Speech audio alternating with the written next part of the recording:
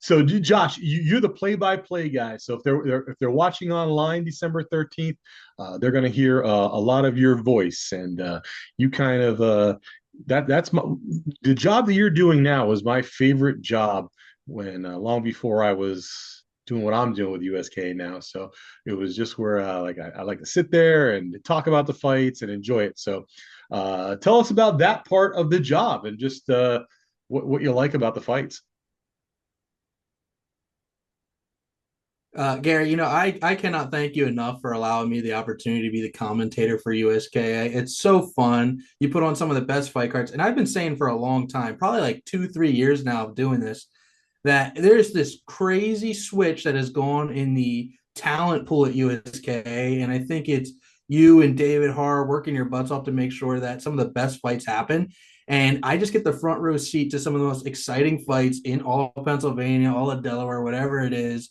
And I can't thank you enough, man. Like growing up, my dream was to do commentating. I would listen to Joe Rogan do it and I would get excited.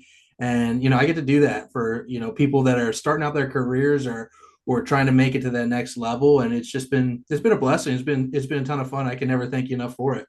Yeah, well, you're welcome, and we're glad to have you. And uh, you know, you tell people if this is true or false. You don't really get any restrictions on that. I tell you not to curse in front of my nieces and nephews, but I don't think you do that anyway. Other than that, you kind of have free reign on the commentary, and usually you even pick your partner there, right? Yeah, absolutely. I definitely get free reign on the commentary. You don't come in with any kind of expectations, no swearing, keep it family friendly and try to be entertaining. But other than that, man, like, the week of, I just ask you, you still good for me to do it? And you're always kind of ready. And I'm like, hey, I'll find this person to do it with me. And, you're just very accommodating there. So love doing it. Good, good, good. Now, just a little background on you because you had fought for USK years ago when I was like the commentator guy. The one thing I always remember is you came into the ring over the top rope and you didn't quite get over the top rope and you kind of rolled into the ring. But you don't have to talk about that. That's my memory. But talk about how you got into the fight world and stuff and in your fights with USKA.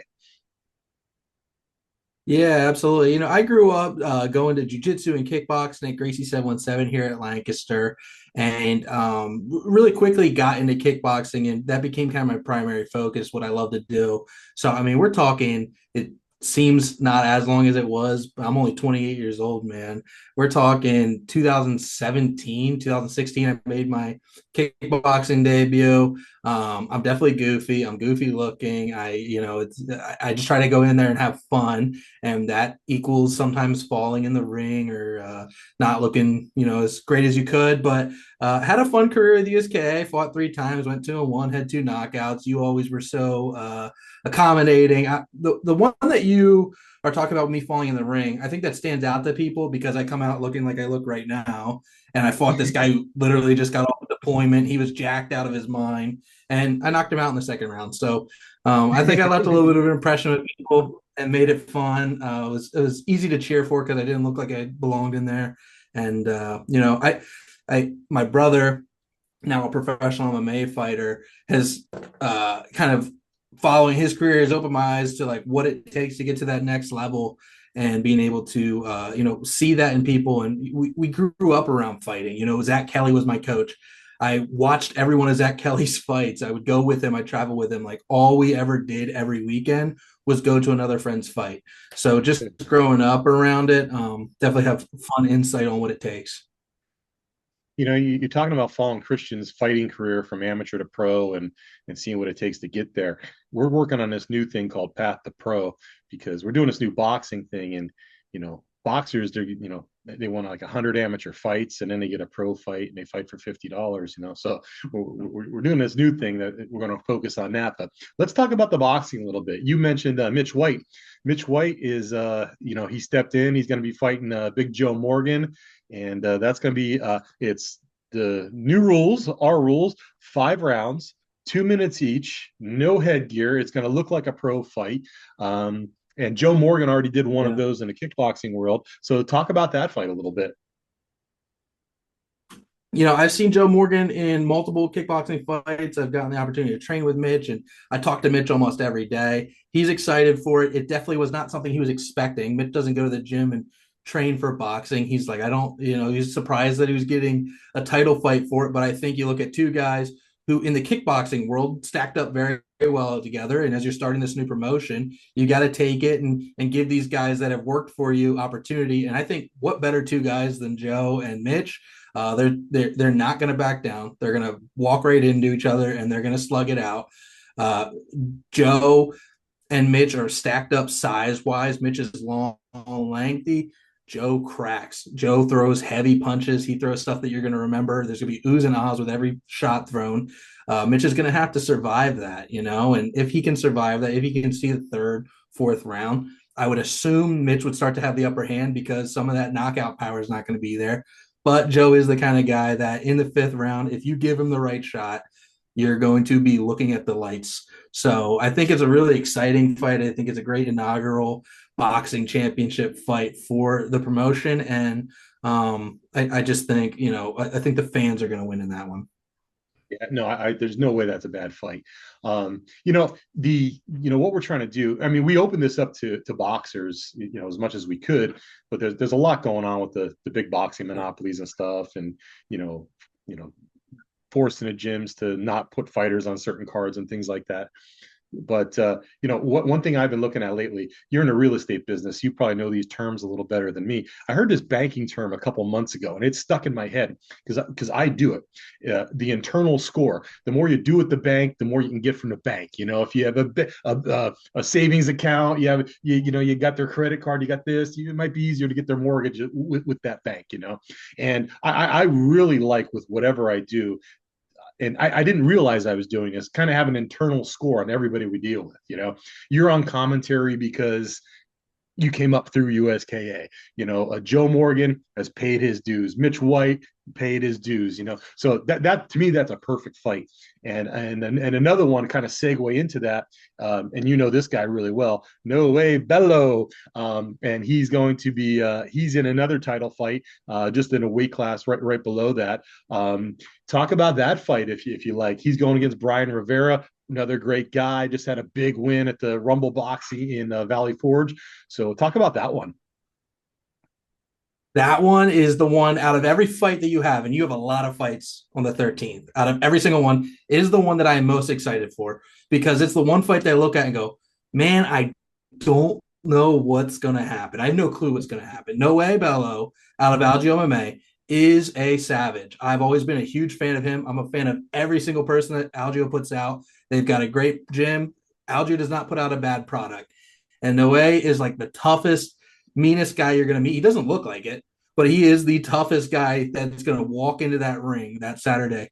And then Brian Rivera is put in the work. You talked about paying their dues.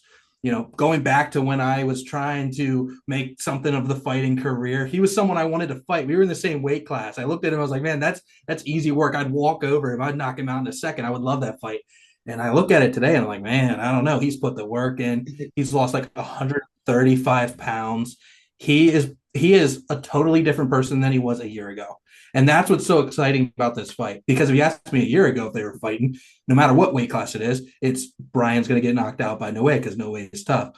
But we will see now. I don't know. I will say this.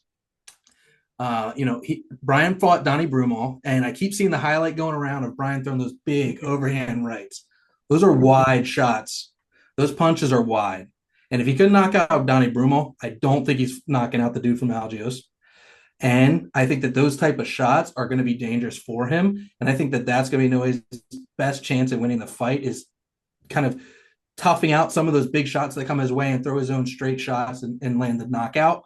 But if he tightens that up and throws his shots the way that he should, it's going to be a really fun fight back and forth. So, like I said, fight that I'm the most excited about in the entire card. I think it's just going to be there's going to be story to it. There's going to be everything about it. It's like a dream for a fight fan to see a fight like that. But like I said, at the end of the day, the scariest thing is Brian. You don't make the transformation that he made in his life without putting an ungodly amount of work into it, and he did that work. So who knows what happens? Yeah, like I said, I interviewed him last night, and he just released it this morning. But there's no way that that fight could be a bad fight. It's not going to be a mismatch. It's going to be toe to No. toe. It's going to be unbelievable. And again, you mentioned this about Noe. The first couple times I saw him come, I saw this once. He comes to the ring, and I'm like, not that big, nowhere near the size of the other guy, and then puts on a hell of a fight. And then we had a match for the KO Cancer title that time, and he's matched up against a Tiger Schulman's guy. And I'm like, oh man, he's way overmatched, and he wins the fight, and then he's holding up the belt at the end of the fight. I mean, just always amazing. And whatever the crowd thinks of him going into the ring, I'm not going to say they're against him, but there's people from the other corner by the end of the fight cheering for this kid. He's just amazing, amazing. Um, but kind of going back to He what you, can slug. yeah, no doubt about it. And so can Rivera, and that's what's going to make it interesting. Going back to something you said earlier, about the quality of fights at USKA and stuff, and I don't attribute that to me at all. I attribute that to two different things. I think all the gyms have gotten better. Like no matter who's promoting Yeah. fights, all these gyms that we're involved with, and we pick good gyms. They've all just gotten better. And I think Dave Hart has done his part in just saying, this is a good gym. This is a good gym. Because how many times lately have we had debuts fighting each other, debuts, and and you're like screaming, "Oh my God, fight tonight, fight tonight!" And then 5 minutes later, there's another fight tonight. So I kind of attribute it all to that. And Algio's will go into another title fight because we Yeah. just booked this. We booked this fight 15 minutes before we came on board here. Sabrina Lorenzo, she fought for us the first time in February of this year. She's fighting a veteran with us, another high internal score, Elena Dutel. They're fighting for the 115-pound belt now. So again, 5 rounds, same as the guys, 2 minutes each, same as the guys. And Elena puts on a show every time as well. And Sabrina's got her work cut out for her, but again, from a good gym. I know I spoke a lot there, but I Yeah, throw it back to 100%. And like I said, you. Algiers does not. I think I'm lagging a little bit right now, but we'll go ahead and get through it. But like I said, Algio does not put out a bad product. Bill is too smart of a guy to put someone who should not be fighting in the ring to fight in front of people. Like, there's just no way he's going to do it. The people that walk into the ring out of Bill Algio's gym know how to fight, and they're going to do it well. They're not coming out of Planet Fitness to make a fight happen, right? And then Elena, she is a beast, man. Like, that fight is so fun. You just told it to me like when we got on here, and I just think that it's another one where the fans win. Both fighters are gritty. They're both tough. They're both got great cardio. They're not going to stop. And at the end of it, we'll just see who lands more punches. Both those girls are tough enough that they're going to be in there for all 5 rounds, and it's going to be who beats the person up more. And just kind of going back to what you said with the the talent level in USKA recently. Gary, you are too humble of a man. You've worked your butt off for years on this promotion. And I think everybody knows if you're trying to build a kickboxing fighter in Pennsylvania or just this region, this is the promotion to do it with, because you guys are just killing it on a next level of what kickboxing should be in this area. So stop being so humble, take a little bit of credit, and just enjoy the show that you're putting on, man. Because I've sat at them for the last 4 years, and not one single one of them have missed. You haven't left it going, man, it was a boring night. You left it with stories to talk about for the next week. So and like I was just showing someone the other day, Gavin Morales versus I don't remember his name right now, but that fight that happened over there in oh man, where was that? Was like Stroudsburg, Oh, yeah, up yeah, in the yeah. Poconos. Broadheadsville. Yeah, yeah, yeah. Dude, Jesse I was Romano. just showing. Jesse Romano. Yeah, That was 2 years ago when I was showing it to somebody. yeah, yeah. That fight to me, and I could hear when you say that fight. I could hear your brother screaming. That may be the best amateur kickboxing fight I have ever seen in my life, and that was amazing, amazing. And you're doing it every single show, man. So just take a little bit of credit and puff your chest up a bit. I still give the credit to Dave Har and the gyms.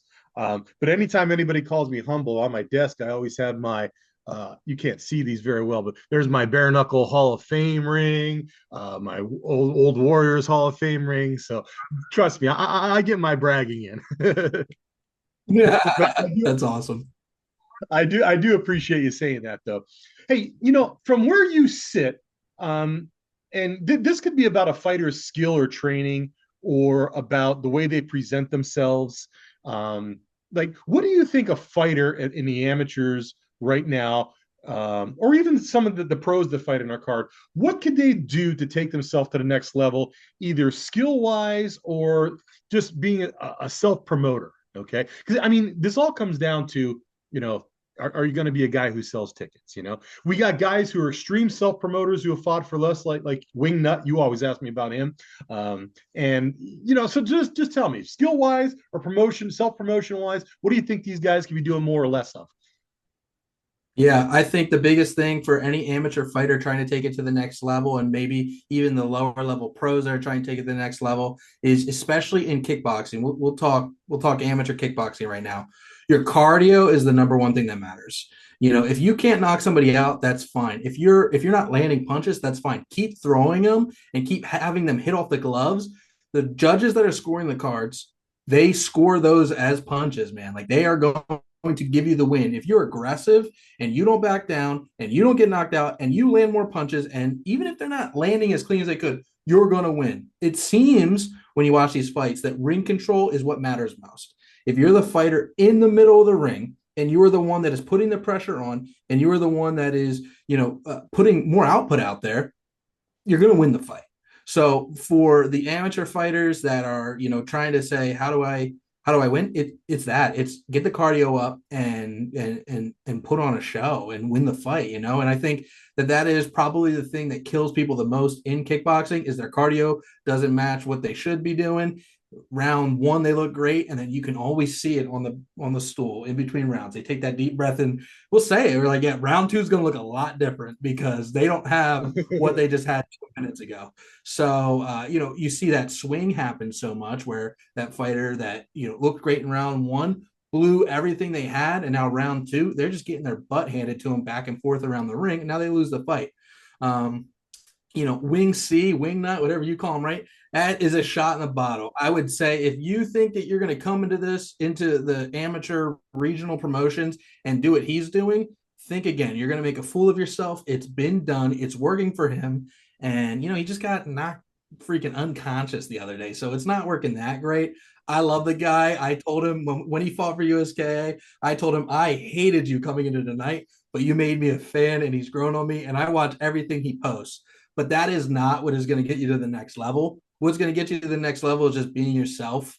And if that is what makes him work. Wing C works because that is literally who Malcolm is.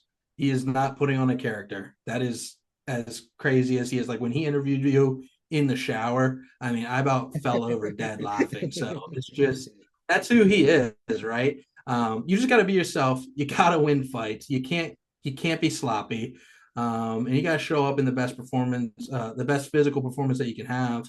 And that is really it's getting your cardio up. I mean, cardio wins kickboxing fights day in and day out.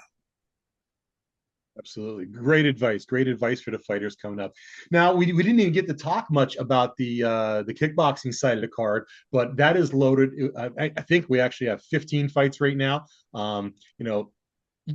People don't know in Pennsylvania, you're only allowed 14 maximum on your card. That's why we're doing two separate cards. We're doing, 14 with kickboxing and Muay Thai, and then we're doing another almost full card with the boxing that night. But Josh, I know I have you in the middle of the day and stuff. I'm going to give you the last word to kind of say whatever you would like about the kickboxing world, and we'll cut this into some sound bites and get it up there. But I do want to thank you for everything you've done, and I do appreciate you every fight, and always, I know you're a busy guy, always making time for this. So you get the last word, my man, and then I'll see you December 13th in Allentown. December 13th in Allentown. It is where legends are born. I mean, what is it? Now I'm forgetting it. The Bulldog Arena or whatever they call it, man. Like it's got bull in Well, it somewhere. it's on Bulldog At the Drive. Park UN. Yeah, Bulldog Drive at the Park UN. I mean, think about the fighters who have started their careers there. It is an opportunity for anybody who is excited about making this fighting career a thing, this is the place. I believe in Pennsylvania that you do it, right there on Bulldog Drive. And I think that it's going to be a great night. The kickboxing card, like you said, we didn't get to talk about too many fights on it, but I'm looking at the card right now. I see familiar faces, I see action, I see fun, and I don't think that anyone's going to come to a USKA card and be upset that they went. I think they're going to come and they're going to leave with a story. And Gary, man, people just appreciate you and the work that you do, and it's exciting to be a part of. Josh, I thank you for all the kind words, and I do appreciate you. And I will see you in less than 10 days, my